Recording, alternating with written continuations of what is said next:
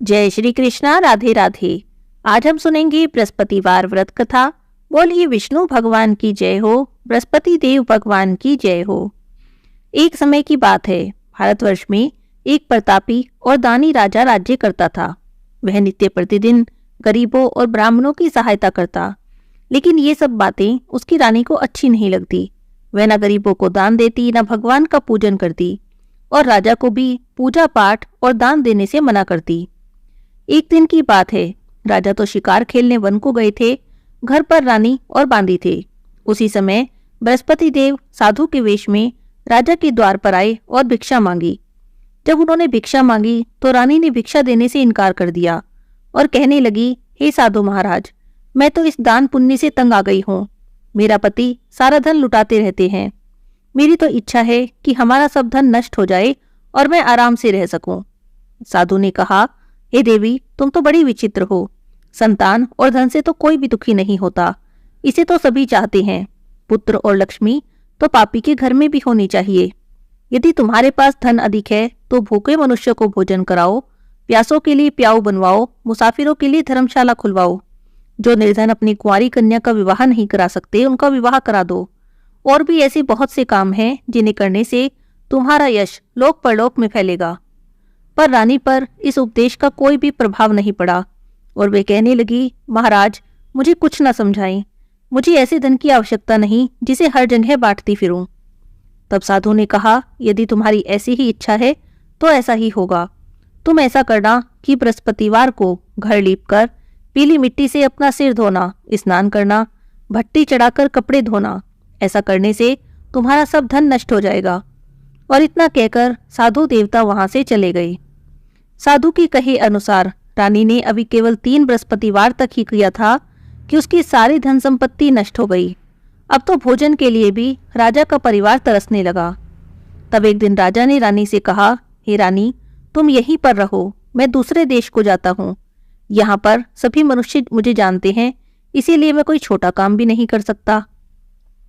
ऐसा कहकर राजा तो परदेश में चला गया। वहां जाकर जंगल से लकड़ी काट कर लाता और शहर में बेचता। इस तरह से अपना जीवन व्यतीत करने लगा। इधर राजा के प्रदेश जाते ही रानी और दासी बहुत दुखी रहने लगी। एक बार रानी और दासी को 7 दिन तक बिना भोजन के रहना पड़ा। तो रानी ने अपनी दासी से कहा, हे दासी, यहाँ पास ही के नगर में मेरी बहन रहती है। वह बड़ी धनवान है। तू उसके पास जा और वहां से कुछ मांग ला। थोड़े समय के लिए गुजर बसर हो जाएगी। दासी रानी की बहन के पास गई। उस दिन गुरुवार का दिन था और रानी की बहन उस समय बृहस्पतिवार व्रत की कथा सुन रही थी। दासी ने रानी की बहन को अपनी रानी का संदेश दिया, लेकिन रानी की बहन ने कोई भी उत्तर नहीं दिया। जब दासी को रानी की बहन से कोई उत्तर नहीं मिला तो वह बहुत दुखी हुई और उसे गुस्सा भी आया। वो वापस आ गई। दासी ने वापस आकर रानी को सारी बात बता दी। सुनकर रानी ने अपने भाग्य को कोसा। उधर रानी की बहन ने सोचा कि मेरी बहन की दासी आई थी, पर मैं उससे नहीं बोली। बेचारी बहुत दुखी हुई होगी। ऐसा सोचकर कथा को सुनकर और पूजा समाप्त करके वह अपनी बहन के घर आई और कहने लगी, हे बहन, मैं बृहस्पतिवार का व्रत कर रही थी। तुम्हारी दासी मेरे घर आई, पर जब तक कथा होती है तब तक ना उठते हैं और ना ही बोलते हैं, इसीलिए मैं नहीं बोली। कहो दासी, तुम क्यों गई थी? तब रानी ने कहा, बहन, तुमसे क्या छिपाऊं, हमारे घर में खाने को अनाज नहीं था। और ऐसा कहते कहते रानी की आंखें भर आई। उसने दासी को पिछले 7 दिन से भूखे रहने की सारी बात बता दी। रानी की बहन बोली, देखो बहन, भगवान बृहस्पति देव सबकी मनोकामना पूरी करते हैं। अंदर जाकर देखो, शायद तुम्हारे घर में भी अनाज रखा हो। पहले तो रानी को विश्वास नहीं हुआ, पर जब बहन ने बार बार कहा तो उसने दासी को अंदर भेजा। दासी को सचमुच अनाज से भरा एक घड़ा मिल गया। यह देखकर दासी को बड़ी हैरानी हुई। तब दासी रानी से कहने लगी, हे रानी, देखो, जब हमको भोजन नहीं मिलता तो हम रोज ही व्रत करते हैं। क्यों न इनसे व्रत और कथा की विधि पूछ लें, ताकि हम भी व्रत कर सकें। तब रानी ने अपनी बहन से बृहस्पतिवार के व्रत के बारे में पूछा। तब उसकी बहन कहने लगी कि बृहस्पतिवार के व्रत में चने की दाल और मुनक्का से भगवान विष्णु का केले की जड़ में पूजन करें, दीपक जलाएं, व्रत कथा सुनें और पीला भोजन करें। इससे बृहस्पति भगवान प्रसन्न होते हैं। व्रत और पूजा की विधि बताकर रानी की बहन तो अपने घर चली गई। 7 दिन बाद जब गुरुवार आया तो रानी और दासी ने व्रत रखा। गुड़साल में जाकर चना और गुड़ बीन लाई। उससे केले की जड़ में भगवान विष्णु का पूजन किया। अब भोजन पीला कहाँ से आए, इस बात को लेकर दोनों बड़ी दुखी थी, पर क्योंकि उन्होंने व्रत रखा था इसीलिए बृहस्पति देव उनसे प्रसन्न थे। एक साधारण व्यक्ति का रूप धारण कर 2 थालों में सुंदर पीला भोजन लेकर आए और दासी को भोजन दे दिया। भोजन पाकर दासी बड़ी प्रसन्न हुई। रानी के साथ मिलकर उसने भोजन किया। उसके बाद तो वे हर गुरुवार को व्रत और पूजन करने लगी। बृहस्पति भगवान की कृपा से उनके पास बहुत धन संपत्ति हो गई। रानी पहले की तरह ही आलस्य करने लगी। तब दासी ने कहा, देखो रानी, तुम पहले भी इसी तरह आलस्य करती थी। तुम्हें धन के रखने में कष्ट होता था, इसी कारण सारा धन नष्ट हो गया। अब बृहस्पति भगवान की कृपा से धन मिला है, तुम फिर से आलस्य करती हो। रानी को समझाते हुए दासी ने कहा, बड़ी मुसीबतों के बाद हमने यह धन पाया है, इसीलिए हमें दान पुण्य करना चाहिए। भूखे मनुष्यों को भोजन कराओ, धन को शुभ धन कर्मों में खर्च करो, जिससे तुम्हारे कुल का यश बढ़ेगा, स्वर्ग की प्राप्ति होगी और पितृ प्रसन्न होंगे। दासी की बात मानकर रानी अपना धन शुभ कार्यों में खर्च करने लगी, जिससे पूरे नगर में उसका यश फैलने लगा। उधर राजा एक दिन दुखी होकर जंगल में पेड़ के नीचे बैठकर रोने लगा। अपनी दशा को याद करके व्याकुल होने लगा। बृहस्पतिवार का दिन था। उसे रोता देखा तो निर्जन वन में एक साधु प्रकट हुए। साधु के वेश में स्वयं बृहस्पति देवता थे। लक्कड़हारे के सामने आकर बोले, हे लक्कड़हारे, इस सुनसान जंगल में क्यों बैठे हो? लक्कड़हारे ने अपने दोनों हाथ जोड़ लिए, प्रणाम किया और कहा, महात्मा जी, आप तो सब कुछ जानने वाले हो, अब मैं आपसे क्या कहूँ? और इतना कहकर रोने लगा और साधु को सारी बात बता दी। तब साधु बाबा ने कहा कि तुम्हारी पत्नी ने बृहस्पतिवार के दिन बृहस्पति भगवान का अनादर किया था, जिससे रुष्ट होकर उन्होंने तुम्हारी ये दशा कर दी। अब तुम चिंता को दूर करके मेरे कहने पर चलो, तुम्हारे सब कष्ट दूर हो जाएंगे। भगवान तुम्हें पहले से भी अधिक संपत्ति देंगे। तुम बृहस्पतिवार के दिन कथा किया करो। 2 पैसे के चने मुलक्का लाकर उसका प्रसाद बनाओ। शुद्ध जल को लोटे में शक्कर मिलाकर अमृत तैयार करो। कथा के बाद सारे परिवार और सुनने वाले प्रेमियों में अमृत और प्रसाद बांटकर खुद भी ग्रहण करो। ऐसा करने से भगवान तुम्हारी सभी मनोकामना पूरी करेंगे। साधु के वचन सुनकर लक्कड़हारा कहने लगा, हे प्रभु, मुझे लकड़ी बेचकर इतना पैसा नहीं मिलता कि भोजन करने के बाद कुछ बचा सकूं। मैंने रात में अपनी स्त्री को व्याकुल देखा है। मेरे पास कुछ भी नहीं जिससे उसकी खबर तो मंगा सकूं, और फिर मैं बृहस्पतिवार के दिन कौन सी कहानी कहूं ये भी मुझे नहीं पता। साधु बाबा ने कहा कि तुम किसी बात की चिंता मत करो। बृहस्पतिवार के दिन तुम रोजाना की तरह लकड़ी लेकर शहर को जाओ। तुमको रोज से दुगना धन प्राप्त होगा, जिससे तुम भली भांति भोजन भी कर लोगे और बृहस्पति देव की पूजा का सामान भी आ जाएगा। और बृहस्पतिवार की कहानी इस प्रकार से है। प्राचीन काल में एक ब्राह्मण रहता था। वह बहुत ही निर्धन था। उसके कोई संतान नहीं थी। उसकी स्त्री बहुत मलिनता के साथ रहती। वह स्नान न करती, किसी देवता का पूजन न करती। इससे ब्राह्मण देवता बड़े दुखी थे। बेचारे बहुत कुछ कहते, पर उसका कोई परिणाम न निकला। भगवान की कृपा से ब्राह्मण की स्त्री के कन्या रूपी रत्न पैदा हुआ। वह कन्या बड़ी होने पर प्रातःकाल स्नान करके भगवान विष्णु का जाप और बृहस्पतिवार का व्रत करने लगी। अपने पूजा पाठ को समाप्त करके विद्यालय जाती तो अपनी मुट्ठी में जौ भर कर ले जाती। पाठशाला के मार्ग में डालती जाती। तब ये जौ स्वर्ण के हो जाते तो लौटते समय उनको बीनकर घर ले आती। एक दिन की बात है, वह बालिका सूप में सोने के जौ फटक कर साफ कर रही थी। तब उसकी माँ ने देखा तो कहने लगी, हे बेटी, सोने के जौ फटकने के लिए तो सूप भी सोने का होना चाहिए। दूसरे दिन बृहस्पतिवार था। इस कन्या ने व्रत रखा और बृहस्पति देव से प्रार्थना करके कहा, हे देव, मैंने आपकी पूजा सच्चे मन से की हो तो मेरे लिए सोने का सूप दे दो। बृहस्पति देव ने उसकी प्रार्थना स्वीकार कर ली। रोजाना की तरह वह कन्या जौ फैलाती हुई जाने लगी। जब लौटकर जौ बीन रही थी तो बृहस्पति देव की कृपा से सोने का सूप मिला। उसे वह घर ले आई और उसमें जौ साफ करने लगी, पर उसकी माँ का तो वही ढंग रहा। एक दिन की बात है, वह कन्या सोने के सूप में जौ साफ कर रही थी। उसी समय उस शहर का राजपुत्र वहां से होकर निकला। इस कन्या के रूप और कार्य को देखकर मोहित हो गया।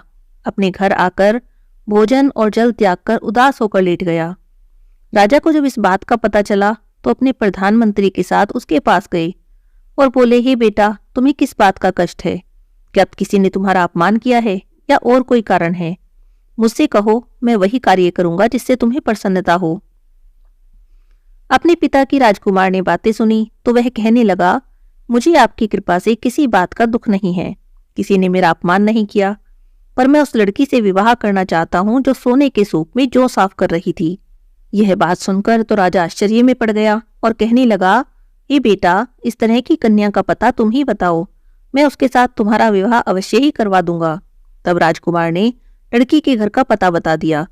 मंत्री उस लड़की के घर गए और ब्राह्मण देवता को सभी हाल बताया। ब्राह्मण देवता राजकुमार के साथ अपनी कन्या का विवाह करने के लिए तैयार हो गए। विधि के अनुसार ब्राह्मण की कन्या का विवाह राजकुमार के साथ हो गया। कन्या के घर से जाते ही पहले की भांति ब्राह्मण देवता के घर में गरीबी का निवास हो गया। अब तो भोजन के लिए भी अन्न बड़ी मुश्किल से मिलता था। एक दिन दुखी होकर ब्राह्मण देवता अपनी पुत्री के पास गए। बेटी ने पिता की दुखी अवस्था को देखा और अपनी माँ का हाल पूछा। तब ब्राह्मण ने सभी हाल कह दिया। कन्या ने बहुत सा धन देकर अपने पिता को विदा कर दिया। इस तरह से ब्राह्मण का कुछ समय सुख से बीत गया। कुछ दिन बाद फिर से वही हाल हो गया। ब्राह्मण फिर से अपनी कन्या के यहाँ गया और सब हाल कहा तो लड़की कहने लगी, हे पिताजी, आप माताजी को यहीं लिवा लाओ, मैं उन्हें विधि बता दूंगी जिससे गरीबी दूर हो जाए। तब ब्राह्मण देवता अपनी स्त्री को साथ लेकर पहुंचे तो बेटी अपनी माँ को समझाने लगी, देखो माँ, तुम प्रातःकाल प्रथम स्नान आदि करके भगवान विष्णु का पूजन किया करो, सब दरिद्रता दूर हो जाएगी। पर उसकी माँ ने उसकी एक भी बात नहीं मानी। अगले दिन सुबह उठी तो अपनी पुत्री के बच्चों की झूठन को खा लिया। ऐसा देखकर पुत्री को बहुत गुस्सा आया। उसने रात को कोठरी से सभी सामान निकाल दिया और अपनी माँ को उसमें बंद कर दिया। प्रातःकाल उसमें से निकाला और स्नान आदि करा के पाठ करवाया तो माँ की बुद्धि भी ठीक हो गई। वह प्रत्येक बृहस्पतिवार का व्रत रखने लगी और विष्णु भगवान की पूजा करने लगी। इस व्रत के प्रभाव से उसके माँ बाप बड़े ही धनवान और पुत्रवान हो गए। बृहस्पति जी के प्रभाव से इस लोक के सभी सुखों को भोगकर स्वर्ग को प्राप्त हुए। बोलिए विष्णु भगवान की जय हो, बृहस्पति देव भगवान की जय हो। इस तरह से पूजा की विधि बताकर और कथा बताकर साधु बाबा वहां से अंतर्ध्यान हो गए। धीरे धीरे समय बीता। बृहस्पतिवार का दिन आया। लकड़हारा जंगल से लकड़ी काटकर शहर में बेचने गया। उस दिन उसे और दिन से अधिक पैसा मिला। राजा ने चना गुड़ आदि लाकर गुरुवार का व्रत किया। उस दिन से उसके सभी कलेश दूर हो गए। पर जब दोबारा गुरुवार का दिन आया तो बृहस्पतिवार का व्रत करना भूल गया। इस कारण बृहस्पति भगवान नाराज हो गए। उस दिन नगर के राजा ने विशाल यज्ञ का आयोजन किया। शहर में घोषणा करा दी कि कोई भी मनुष्य अपने घर में भोजन नहीं बनावे, न आग जलावे, सारी जनता मेरे यहाँ भोजन करने आए, और इस आज्ञा को जो न मानेगा उसे फांसी की सजा दी जाएगी। इस तरह की घोषणा संपूर्ण नगर में करवा दी गई। राजा की आज्ञा से शहर के सभी लोग भोजन करने गए। लकड़हारा देर से पहुंचा, इसीलिए राजा उसे अपने साथ घर ले गए और ले जाकर भोजन करा रहे थे तो रानी की दृष्टि उस खूंटी पर पड़ी जिस पर उसका हार लटका हुआ था। वह वहां पर दिखाई नहीं दिया। तब रानी ने निश्चय किया कि मेरा हार इसी मनुष्य ने चुराया है। उसी समय सिपाही बुलाकर उसे कारागार में डलवा दिया। जब लकड़हारा कारागार में पड़ गया तो बहुत दुखी हो गया और सोचने लगा, ना जाने कौन से पूर्व जन्म के कर्म से मुझे इतना दुख प्राप्त हो रहा है। उन्हीं साधु को याद करने लगा जो जंगल में मिले थे। उसी समय तत्काल बृहस्पति देव साधु के रूप में प्रकट हुए और उसकी दशा देखकर कहने लगे, अरे मूर्ख, तूने बृहस्पतिवार का व्रत नहीं किया, इसी कारण तेरे लिए यह दुख प्राप्त हुआ है। अब तू चिंता मत कर। बृहस्पतिवार के दिन कारागार के दरवाजे पर 4 पैसे पड़े मिलेंगे। उनसे तो बृहस्पति देव की पूजा करना, तेरे सभी कष्ट दूर हो जाएंगे। बृहस्पतिवार के रोज उसे 4 पैसे मिले। लकड़हारे ने कथा कही और उसी रात्रि को बृहस्पति देव ने नगर के राजा को स्वप्न में कहा, हे राजा, तुमने जिस आदमी को कारागार में बंद किया है वह निर्दोष है, वह राजा है, उसे छोड़ देना। रानी का हार उसी खूंटी पर लटका है। अगर तू ऐसा नहीं करेगा तो मैं तेरे राज्य को नष्ट कर दूंगा। इस तरह के रात्रि स्वप्न को देखकर राजा प्रातःकाल उठा और खूंटी पर हार देखकर लकड़हारे को बुलाकर क्षमा मांगी। योग्य सुंदर वस्त्र आभूषण देकर उसे विदा कर दिया। बृहस्पति देव की आज्ञा से लकड़हारा अपने नगर को चल दिया। राजा जब अपने नगर के निकट पहुंचा तो बड़ा आश्चर्यचकित हुआ। नगर में तो पहले से अधिक बाग, तालाब, कुएं, बहुत सी धर्मशाला और मंदिर बने थे। तब राजा ने पूछा, ये किसके बाग और धर्मशाला हैं? तब नगर के सभी लोग कहने लगे, ये तो सब रानी और बांदी के हैं। राजा को बड़ा आश्चर्य हुआ और गुस्सा भी आया। जब रानी ने खबर सुनी कि राजा आ रहे हैं तो उन्होंने दासी से कहा, दासी देखो, राजा हमें कितनी बुरी हालत में छोड़कर गए थे। वे हमारी ऐसी हालत देखकर लौट न जाएं, इसीलिए तुम दरवाजे पर खड़ी हो जाओ। आज्ञा के अनुसार दासी दरवाजे पर खड़ी हो गई। राजा आए तो उन्हें अपने साथ लिवा लाई। तब राजा ने क्रोध करके अपनी रानी से पूछा, बताओ ये धन तुम्हें कैसे प्राप्त हुआ? तब उन्होंने कहा, हमें यह सब धन बृहस्पति देव के व्रत के प्रभाव से प्राप्त हुआ है। तब राजा ने निश्चय किया कि 7 रोज बाद तो सभी बृहस्पति देव का पूजन करते हैं, पर मैं प्रतिदिन दिन में 3 बार कहानी कहूंगा और रोज व्रत करूंगा। अब तो हर समय राजा के दुपट्टे में चने की दाल बंधी रहती। राजा दिन में 3 बार कहानी कहता। एक रोज राजा ने सोचा कि चलो अपनी बहन के यहाँ मिलकर आते हैं। इस तरह का निश्चय कर राजा घोड़े पर सवार हो अपनी बहन के यहाँ चलने लगा। मार्ग में उसने देखा कि कुछ आदमी एक मुर्दे को लिए जा रहे हैं। उन्हें रोककर राजा कहने लगा, अरे भाइयों, मेरी बृहस्पति देव की कथा सुन लो। वे कहने लगे, लो, हमारा तो आदमी मर गया है, इसे अपनी कथा की पड़ी है। पर कुछ आदमी बोले, अच्छा कहो, हम तुम्हारी कथा भी सुन लेंगे। राजा ने दाल निकाली। जब कथा आधी हुई तो मुर्दा हिलने लग गया, और जब कथा समाप्त हो गई तो राम राम करके वह मनुष्य उठकर बैठ गया। राजा आगे चल दिया। आगे मार्ग में एक किसान खेत में हल चलाता मिला। राजा ने उसे देखा तो उससे कहने लगा, अरे भैया, मेरी बृहस्पति देव की कथा सुन लो। किसान बोला, जब तक मैं तेरी कथा सुनूंगा तब तक तो 4 हरैया जोत लूंगा। जा, तू अपनी कथा किसी और को सुनाना। तब राजा आगे चलने लगा। राजा के हटते ही बैल पछाड़ खाकर गिर गए। किसान के पेट में बड़ी जोर से दर्द होने लगा। उसी समय उसकी माँ रोटी लेकर आई। जब उसने देखा तो अपने बेटे से सब हाल पूछा। बेटे ने सारी बात बता दी। बुढ़िया दौड़ी दौड़ी घुड़सवार के पास गई और बोली, मैं तेरी कथा सुनूंगी, तू अपनी कथा मेरे खेत पर चलकर कहना। राजा ने बुढ़िया के खेत पर जाकर कथा कही। उसे सुनते ही बैल उठ खड़े हुए और किसान के पेट का दर्द भी बंद हो गया। करते करते राजा अपनी बहन के घर पहुंच गया। बहन ने भाई की खूब मेहमानी की। दूसरे रोज प्रातःकाल राजा जगा तो देखने लगा कि सब लोग भोजन कर रहे हैं। तब राजा ने अपनी बहन से कहा, ऐसा कोई मनुष्य हो जिसने भोजन न किया हो तो मेरी बृहस्पतिवार की कथा सुन ले। बहन बोली, भैया, ये देश तो ऐसा ही है, यहाँ पहले लोग भोजन करते हैं, बाद में और कुछ काम करते हैं, पर अगर कोई पड़ोस में हो तो मैं देखाऊं। ऐसा कहकर वो देखने चली गई, पर उसे कोई भी ऐसा व्यक्ति नहीं मिला जिसने भोजन न किया हो। अंत में वो एक कुम्हार के घर गई। उसका लड़का बहुत बीमार था। उसे पता चला कि उनके यहाँ तो 3 रोज से किसी ने भी भोजन नहीं किया।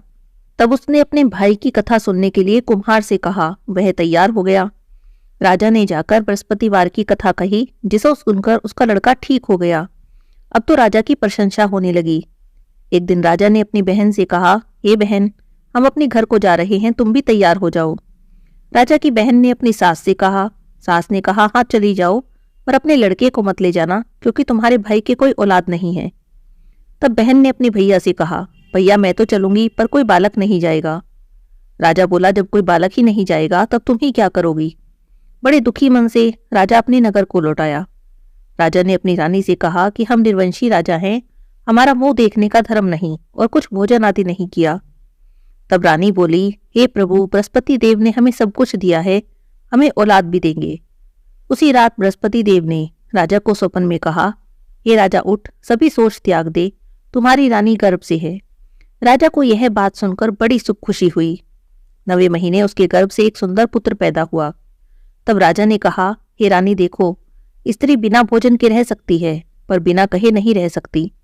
मेरी बहन आएगी तो उससे कुछ मत कहना। रानी ने सुनकर हाँ कर दी। जब राजा की बहन ने शुभ समाचार सुना तो वो बहुत खुश हुई। बधाई लेकर अपने भाई के घर आई। तब रानी कहने लगी, घोड़ा चढ़कर तो नहीं आई हो, गधा चढ़ी आई। तब राजा की बहन बोली, भाभी मैं ऐसे न कहती तो तुम्हें औलाद कैसे मिलती? बृहस्पति देव ऐसे ही हैं, जैसे जिसके मन में कामना है सभी को पूर्ण करते हैं। जो सद्भावना से बृहस्पतिवार का व्रत करते हैं, कथा पढ़ते हैं, सुनते हैं, दूसरों को सुनाते हैं, बृहस्पति देव उनकी सभी मनोकामना पूरी करते हैं। संसार में जो मनुष्य सद्भावना से भगवान जी का पूजन व्रत सच्चे हृदय से करते हैं तो उनकी सभी मनोकामना पूरी होती है। जैसी सच्ची भावना से राजा और रानी ने उनकी कथा का गुणगान किया तो उनकी सभी इच्छाएं बृहस्पति देव जी ने पूरी की। पूर्ण कथा सुनने के बाद प्रसाद लेकर जाना चाहिए और हृदय से मनन करते हुए जयकारा बोलना चाहिए। बोलो बृहस्पति देव भगवान की जय, विष्णु भगवान की जय।